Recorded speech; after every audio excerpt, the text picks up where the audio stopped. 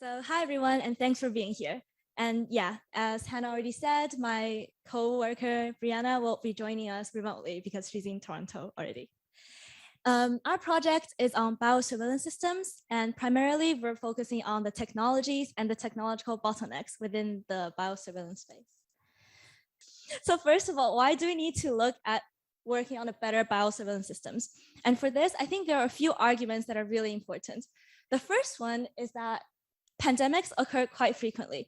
I think for many of us, COVID-19 is one of the most recent pandemics, but it's definitely not the only one.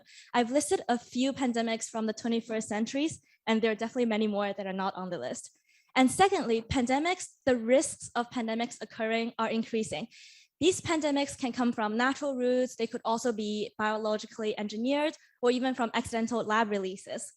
And to make the matters worse with the advancement in synthetic biology, the pathogens we can make are becoming increasingly dangerous.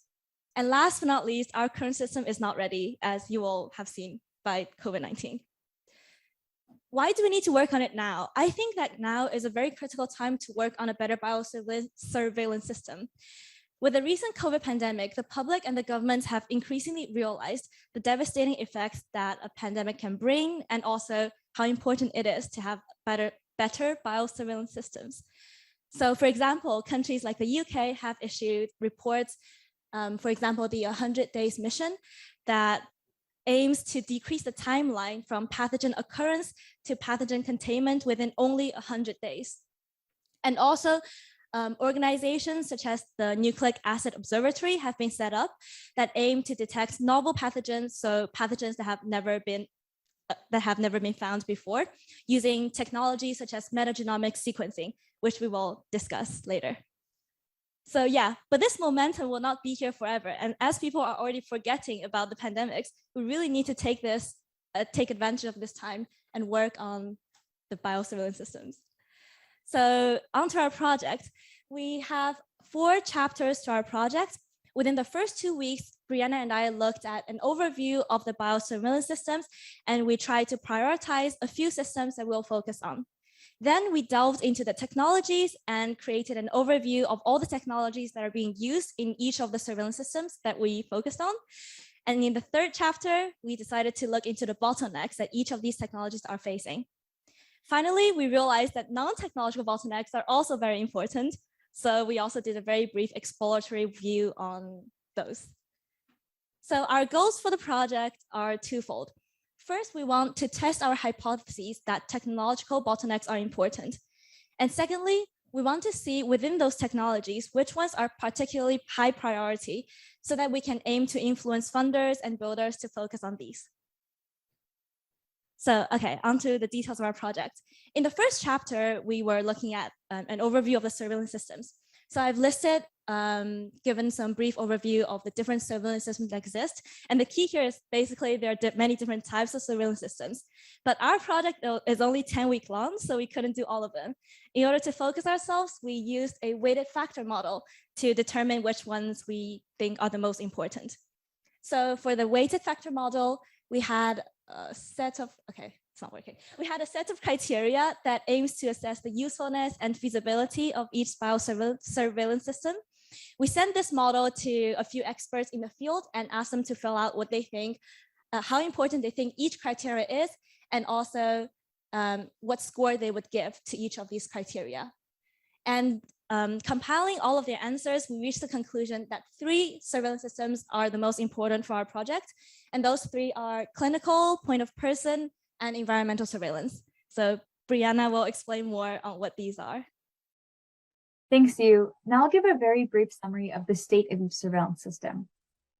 Point of person surveillance primarily has antigen and antibody tests that are pathogen specific, and there are currently no pathogen agnostic diagnostics being used today.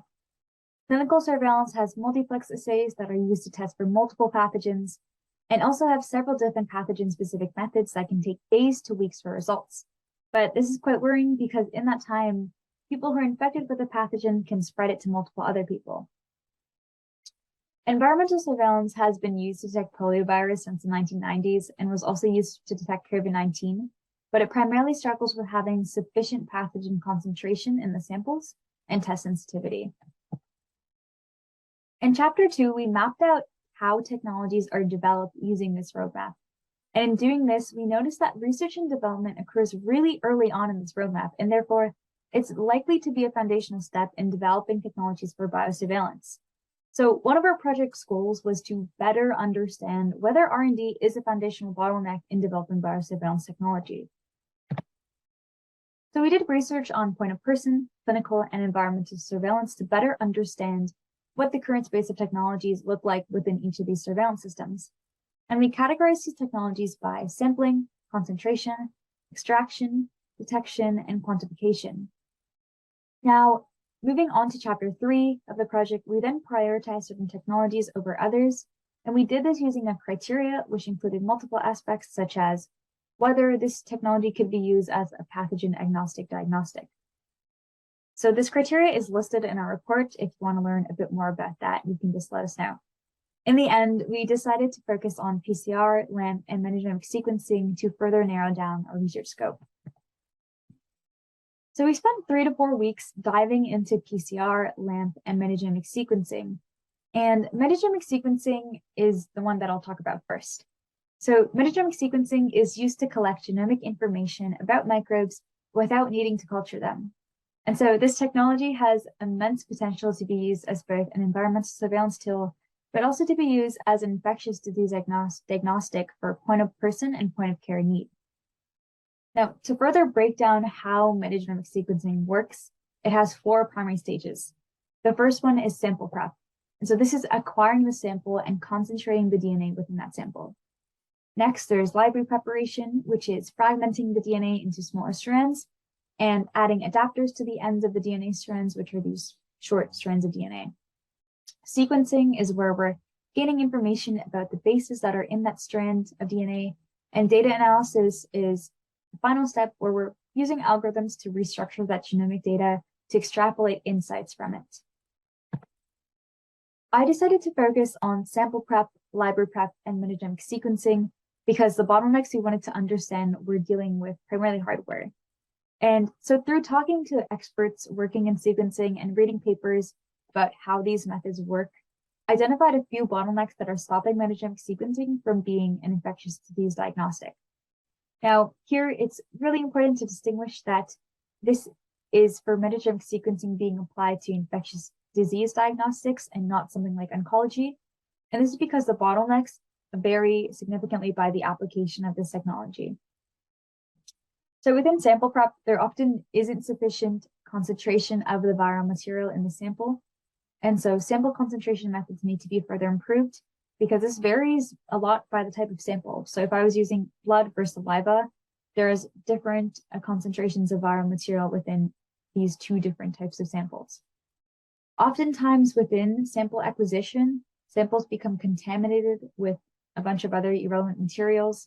You can also imagine that if you're taking your sample from a wastewater treatment plant, there's already lots of irrelevant materials. And so making sure that we're filtering out all these irrelevant materials is really important because metagenomic sequencing is often quite sensitive. Within library preparation, there's a clear lack of automation and library prep tools today. And so these often required skilled professionals to be using a library prep kit, and this can take 3 to 5 hours, if not even more. So library prep needs to be automated, and it also needs to be integrated with sequencers. So one sequencer that's on the market is called the MinION device from Oxford Nanopore, and it's this on-site rapid sequencer that is approximately this size, and you can plug it into your laptop and get genomic data, which is awesome. But this isn't so awesome if our library prep methods require people to be in a lab using equipment. And so ideally, library prep is integrated within a sequencer, and it's also automated. Now, the last problem here is that library prep suffers from high cost. And this is primarily due to the fact that you need professionals who are actually working with these library prep kits, or even the automated solutions today, like Ultrax from Oxford Nanopore. These solutions are incredibly expensive, and so costs need to be driven down for this technology to be actually practical. Within sequencing, most sequencing technologies are benchtop machines that exist in medium to large labs. And so scaling down the size of this technology and making it miniaturized is really important for infectious disease diagnostics. if we want to have these tools within clinics or hopefully even at point of need. Sequencers also cost a lot. For them to be useful in the diagnostic setting, they have to be comparable to technologies like qPCR, which are significantly more cheap.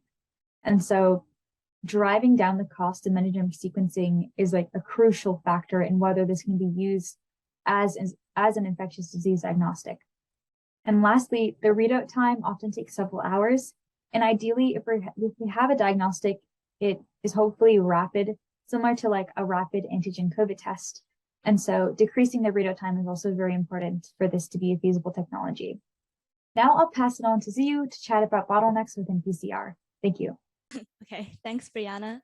So PCR is the second technology I'm going to talk about, which stands for polymerase chain reaction. And yeah, you probably all heard about it by now. It's considered the gold standard today for genetic amplification. And the conventional PCR is divided into two stages. The first stage consists of RNA purification / extraction, and then the product is fed into an amplification step to give you the final amplified genetic product. So I've kind of listed out the times needed for each step. The whole process from getting the sample to having a result takes over 2.5 hours, which could be quite a long time if the patient is waiting to get a result and they would just move around and spread the diseases in the meantime. And also, it's often associated with quite a high cost, not only including the cost per test, but also more like the cost of equipment, having the dedicated laboratory space to perform the test, having the required people that knows the procedure and make sure everything is correct. So in order to make sure PCR could be used more widely, especially in lower resource settings, one potential solution is called direct-to-test addition, which is some people have proposed that they can remove the first stage of RNA extraction altogether and make it into only, so you have the sample, take the sample from, for example, saliva, you directly amplify the sample, so you don't even need the first 70 minutes. This would obviously reduce the time and cost associated with PCR, but the problem is we're not sure how well this can extend to real-life samples. So far, these have only been used in specific settings in the lab, but I guess this sounds interesting. But however, my personal take on this is that I think PCR is useful. It has been really useful, but we probably have a higher likelihood of changing to something that is non-PCR related. Those methods could offer comparable or even higher sensitivity and accuracy compared to PCR, while avoiding many of the limitations that PCR comes with. So one example of these technologies is called LAMP. Oh no.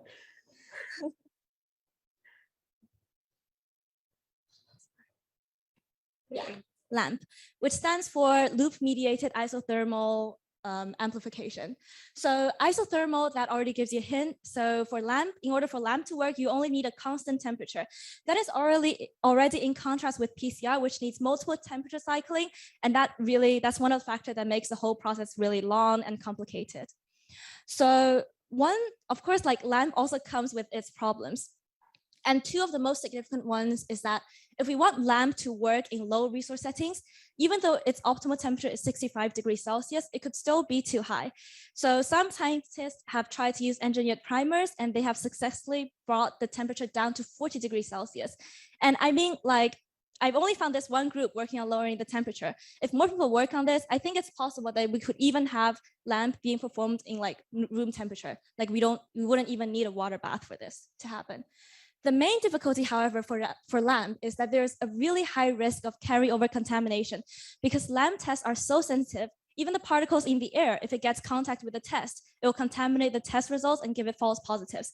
I think this is one of the biggest limiting factors on why LAMP is not used more widely. So if we can find a solution to get rid of or even decrease the risk of this contamination, I am quite confident that LAMP can take over PCR, at least in many areas. So actually, at this stage of the project, something that we realized from talking with experts, from doing our empirical research, is that the theme of non-technological bottlenecks keep coming up. Initially, our hypothesis was that technology is really important, and if we solve technology, we'll be able to have a better surveillance system. But that's not the case. We realized that there are so many non-technological bottlenecks that are also constraining our biosurveillance systems. So we did a very brief exploratory work on what these bottlenecks might be. And also we color coded how important we think these bottlenecks are. And yeah, I think the takeaway here is that there are quite a lot of them, and we need more people to work on the non-technological side of things. So at this point, we've got a rough draft of the report ready. Our next step is to clean it up and send it to a few institutes that we've talked to and have expressed interest in our work. We also want to adapt our report and post it on the EA forum so that more people can access it and have better discussions. And in the future, personally speaking, we would also be keen on working more and exploring more on how we can address the non-technological bottlenecks that we talked about. Finally, this project would not have been possible without the help of so many people. So first, we'd like to thank the people that we've talked to at the Broad Institute, FHI, OpenPhil, CERI, NAO, and so on. And of course, the people here and also the people not here from the CERI Fellowship have been so helpful, not only in terms of project, but also just making the whole experience fun and enjoyable. And lastly, well, not lastly, lastly. So Dewey, our biosecurity group lead, is super, super helpful and went on so many walks with us and listened to Brianna and I rant about our project.